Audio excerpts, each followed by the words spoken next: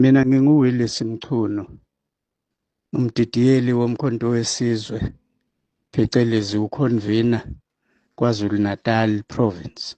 Ngike ngathi ukubambeka umkhuhlane ngonyaka ka-2024. Ngibonga kubo bonke labo abebengithinta bengidlulisela ukululama okuhle nokusheshayo, nalabo futhi akade bedlulisa imikhuleko. Nabo bonke abanye abangangithintanga kodwa ngey'nhliziyo zabo abebethintekile ngalokhu kungaphili kwami.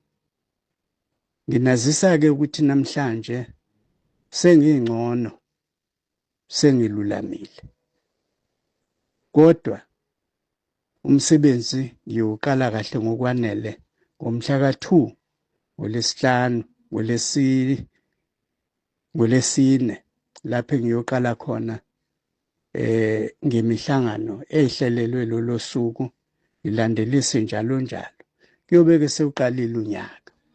Siwumkhonto wesizwe sibhekene ney'nselelo eziningi ekufuneka sibhekane nazo ngonyaka ka-2025.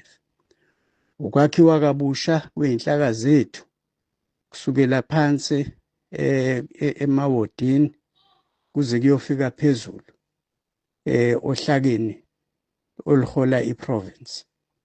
Yonke leyo msebenzi ubheke thina, kodwa futhi nangaphezu kwaloko sibhekene futhi ngokuthi uzoba unyaka lapho okufuna ukuthi sikwazi ukubumba inhlangano yethu ukuthi ibumbane, siyeke ukuthi siloke sihluthulana ngamazwi esidlangalaleni, siyeke futhi ukuthi siloke sicekela phansi iy'thunzi zabanye abantu.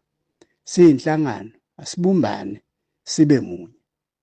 Siyakucela-ke lokhu ukuthi wonke umuntu oyilunga lomkhonto wesizwe naloyo osekela nje umkhonto wesizwe noma engakabi yilunga, asibambisane nokugcina. Inkulu into esibhekene nayo esiyobe sibhekene nayo ngo-2025 kuze kufike u-2026. Amalungiselelo ka-2026 aqala ngo-2025. Ngakho-ke asizilungiselele ukubumbana ngaphezu kwayizolo. Uma singabumbene, ikusasa lethu aliyukuphumelela kulezi okuyizifiso zabantu abaningi base-South Africa nabala KwaZulu-Natal kakhulukazi.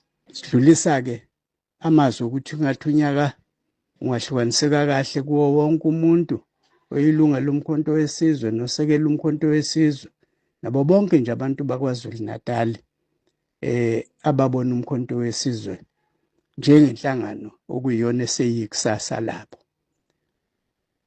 Sithi gwaza umkhonto, gwaza 2025 akube unyaka womkhonto wesizwe.